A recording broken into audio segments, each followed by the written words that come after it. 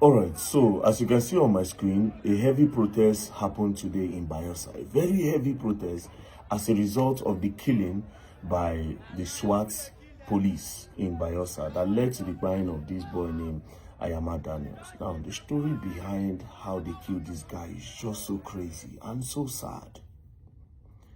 It's just so sad. Now, according to one of the survivors of that day, he gave his own testimony, he gave his own statement of what happened. He said on that day that they went to celebrate with their friend in a garden, in a place called Hamilton's Garden.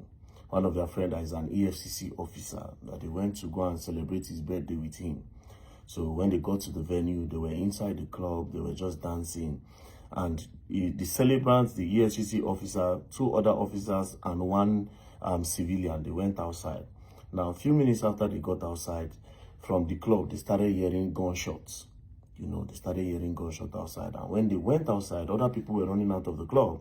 And when they went outside, they noticed that it was their friends. The celebrant, who is an EFCC officer, another two other EFCC officer, and one civilian that was arrested by the SWAT team. Before they arrested them, the EFCC officer told the SWAT police that I am an EFCC officer, you understand? They said, no, you are not, you are impersonating. So they searched them, they didn't see anything. The guy kept on saying, you cannot take me away, I am an EFCC officer, I'm also an enforcement officer, I'm an officer of the law. And next thing, they punched him on the nose and he started bleeding. That was how they moved them to the SWAT office. On reaching the SWAT office, they started carrying out their investigations to be sure that, okay, is this guy truly an EFCC officer? At the end of the day, after much beating, they had beaten them up, they now discovered that truly the guy was an EFCC officer and the two other persons. So immediately, the Oga of the SWAT started apologizing to the EFCC officer. Now, the one that was injured the most, his name is Israel, an EFCC officer named Israel. So when the Oga was apologizing, he said no, that he's going to see to it that those SWAT officers that harassed them, that beats them up, that they will leave the job. He will file a petition and he will make sure he takes it to the IG of the police so that they can see to it that those people leave the job because they are irresponsible officers. So he threatened them. They begged and begged and begged, but he refused, because why you go beg me when you already bust my nose? You understand? Now, at the end of the day, these guys that noticed that they arrested their friends, they now came to the SWAT, they bailed their friends without warning. Police didn't, the SWAT didn't collect body. So the guys still threatened that he will make sure those people leave the force. That was how they drove in their Lexus, their RS350, and they left. Now, they went back to the club to see if they can continue partying. But when they got to the club, the atmosphere had changed because a lot of people have left the scene. So they say, okay, you know what? Let us turn back. So that guy, Israel, the Israel that threatened that he was going to report to the IG of police and make sure those guys are dismissed, he now took an Uber and then he left them. So this guy, Daniel, wearing the same color of shirt with Israel that threatened the police to go and report to the IG so that they will be dismissed. They were wearing the same shirt. So when the guy alighted, that was how Ayama Daniels now went to go and sit down where Israel was sitting. The both of them were wearing red shirts. Now, they now turned back. While they were going back home, one of them said he was hungry, that he needed to buy food. When they pulled over, immediately they just turned and they pulled over. That was how that SWAT truck just bracketed them. The SWAT van bracketed them and then they opened fire.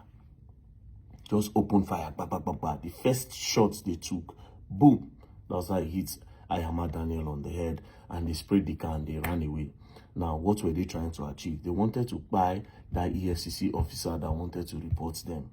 But sadly, the EFCC officer had already dropped, and they now went to go and take Ayama Daniels. And that's how Ayama Daniels lost his life.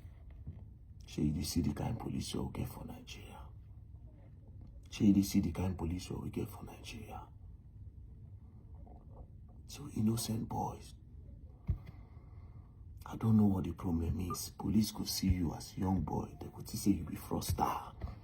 They don't tag everybody fraudster for Nigeria now. I don't know why. Because the only reason why they were harassing those boys is because they were looking for something. The idea is most security operatives now in Nigeria, especially with the police, with the EFCC and co. When they see a young boy, they just want to call you. Okay, let's see what's on your phone. whether there's complaint against you or not, they want to make sure they look for a crime so that they can extort you with. It is wrong. It is wrong. When are we going to get off this problem? And you go talk this thing. The IG of police no go do anything. Nobody did do anything. The Senate don't seem to be doing anything. Nobody seems to be doing anything. So this innocent boy now don't go because of victimization. This innocent boy life don't go like that.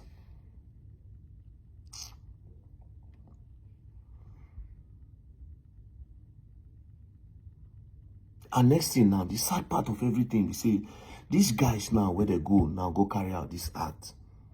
Instead of the police dismiss them, you know what they would do? They go carry them go another division. That's what they usually do sometimes. They will carry and go another division. They'll carry and go another division. They'll go continue there.